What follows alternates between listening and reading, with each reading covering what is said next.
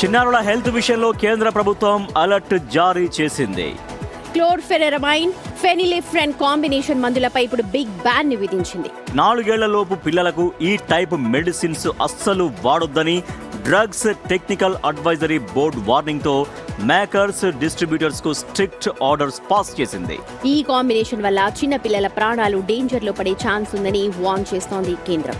మందుల labels, packings పై no use for kids అని క్లియర్ గా ప్రింట్ చేయాలని ఆర్డర్స్ పాస్ చేసింది. సాధారణంగా వీటిని దగ్గుకి వాడుతూ ఉంటారు. సో ఏదంటే అది తీసేసుకొని దగ్గు మందు అని చెప్పి చిన్న పిల్లలకి ఇవ్వకండి. దీనిపైన కేంద్రం ఇప్పుడు బ్యాన్ విధిస్తోంది.